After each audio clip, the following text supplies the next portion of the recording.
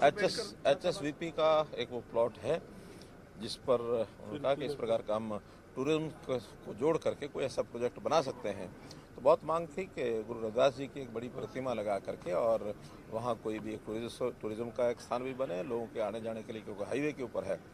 जो भी चीज़ें डिपार्टमेंट करेगा उस हिसाब से उसमें एक स्टैचू तो रहेगा ही बड़ा, एक कोई रहने के लिए धर्मशाला या कोई उस प्रकार का कोई गेस्ट हाउस टाइप ऐसा रहेगा ताकि लोगों को सुविधा रहे।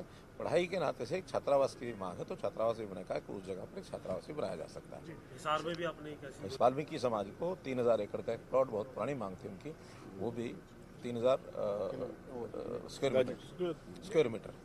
सीएम साहब, कई योजनाएं कर्मचारियों के वेतन को 14-15 हज़ार तक लेकर आने की बात हो, लेकिन इसके बाद विपक्षी ये कहते हैं, खासतौर पर भूपेंद्र सिंह हुड्डा कहते हैं कि दलित समाज की अनदेखी हुई है, बीपीएल को हम प्लॉट देते थे, प्लॉट देना बंद कर दिया, कई तरह के आरोप लगाते हैं सर। और दलित समाज को ये कहते हैं कि वो कांग्रेस के साथ खड़ा है, इस तरीके का प्रयास किया जाता है। विपक्ष का नाम विपक्ष क्यों होता है? विपक्ष का नाम इसीलिए होता है कि कोई भी अच्छी बात हो तो भी गले नहीं उतरती। उनको तो विपक्ष ने तो अच्छी बातों की भी आलोचना करनी होती है, वो करते हैं।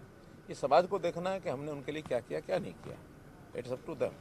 हमने मकानों के नाते जहाँ तक प्रधानमंत्री आवास योजना में उसके अंदर मकान दिए हैं।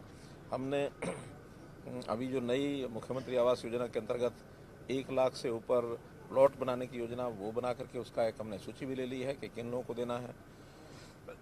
1 लाख से ऊपर फ्लैट्स की भी बात मैंने की है। कुछ जिले ऐसे जहाँ केवल फ्लैट ही होंगे, प्लॉट नहीं होंगे।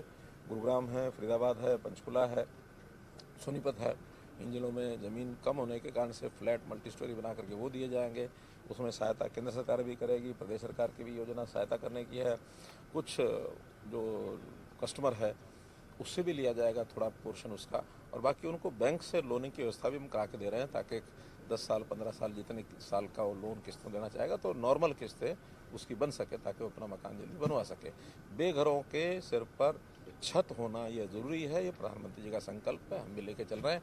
उन्होंने जो तमाशे किए थे उस तमाशे में आज भी मुझे लगता है 15 से 20 हज़ार लोग ऐसे हैं जिनको नाम से तो 100 गज प्लॉट दिए हुए हैं, ना रजिस्ट्रियाँ हुई, खड्डों में प्लॉट दे दिए, रजिस्ट्री होगी तो कब्जा नहीं मिला। बहुत झगड़े हमारे पास आते हैं। वो तो ऐसा बिना सोचे समझे कोई भी एक हवाई कोई ऐसी योजना बना करके और केवल पॉलिटिकल बेनिफिट के लिए करें कि वो हम करते नहीं। हम तो पहले उसकी फिजिबिलिटी देखते हैं, हर योजना का यानी फिजिबिलिटी क्या है, उसका लाभ कितना मिल सकता है, और उसके बाद उसको हम लागू करते हैं। 9 साल में सर कितने घर या फ्लैट अभी तक दिए गए अनुसूचित जाति? अनुसूचित जाति नहीं, जो गरीब लोग थे जिन्होंने अप्लाई किया हुआ है, एप्लीकेशन होती है, उनका एक बीपीएल का सर्वे कराया जाता है। तो शहर और गांव के हिसाब से मुझे लगता है शायद लगभग 50 से 60 हज़ार मकान, एकदम एग्जैक्ट आंकड़ा मेरे पास नहीं है, लेकिन इतना दिया हुआ। और भी उसमें से जो चल रहा है अभी निर्माणाधीन भी है। संगठन में नई नियुक्ति हुई है, आज आपके पास आभार व्यक्त करने पहुंचे थे तमाम कार्यकर्ताओं में उत्साह नजर आया है। तो अब संगठन और सरकार मिलकर 2024 के मिशन में जिस तरीके से पहले से आप चल रहे हैं, तेज गति से रफ्तार और बढ़ेगी सर? देखिए, संगठन और सरकार पहले से भी मिलकर चल रहा है, हम आगे भी मिलकर चलेंगे।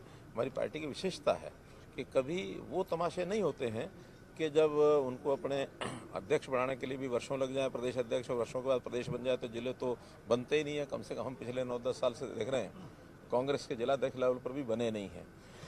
बनाने की बात आई तो झगड़े खड़े हुए, फिर फार्मूला निकाला कि अध्यक्ष होगा, कार्यकारी अध्यक्ष होगा, और फिर जब जातियों के समीकरण बैठाते बैठाते वो यहाँ तक भी कह जाते हैं कि मुख्यमंत्री के साथ चार उप मुख्यमंत्री भी होंगे।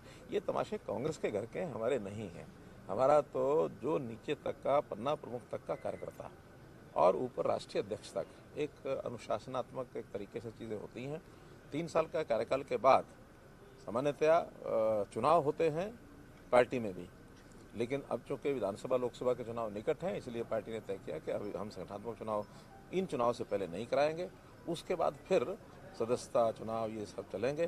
तो एक कार्यकाल समाप्त होने के बाद दूसरे अध्यक्ष की नियुक्ति हुई है। राष्ट्रीय हमारे नेतृत्व में ये निर्णय लेते हैं। चंडीगढ़ का भी अध्यक्ष बदला गया है, पंजाब का बदला गया है, राजस्थान का बदला है, हरियाणा का बदल गया, उत्तर प्रदेश का बदला। तो सब प्रांतों के आप प्रधानमंत्री जी से भी मिले थे, क्या उस वक्त भी कुछ संगठन को लेकर चर्चा हुई थी कि आगे किस तरीके से जाना है? नहीं, प्रधानमंत्री जी जब मिलते हैं तो बहुत विषय होते हैं। उसमें तो क्या होता है कि एक इनफॉर्मल बातें सब रहती हैं। उसमें देश भर की भी चर्चा होती है, पड़ोसी प्रदेशों के चुनाव की भी चर्चा होती है, एसवाइएल की भी चर्चा होती है, हमारी योजनाएं जो हम नई नई बनाते हैं उसकी भी चर्चा होती है, संगठन की भी होती है, सरकार की भी होती है, चर्चाएं सब होती हैं। लेकिन क्योंकि उन्होंने कोई ना कोई उनको फर्स्ट हैंड इन्फॉर्मेशन अगर किसी से लेनी होती है, या तो संगठन के नाते जाएगी, प्रदेश अध्यक्ष बताएंगे, या मुख्यमंत्री के नाते जाएगा हम बताएंगे। तो रूटीन का 2 महीने में 3 महीने में एक बार मिलने का हमारा क्रम है, लगातार पहले भी चलता था, आगे भी चलेगा। 5 राज्यों में चुनाव हो रहे सर, आप जाएंगे कैंपेन के लिए? मुझे कल ही पत्र मिला है कि वहाँ तीनों प्रांतों में 2 दिन का समय मांगा है। आज बैठ करके योजना बना कर बताऊँगा। बहुत शुक्रिया, थैंक यू।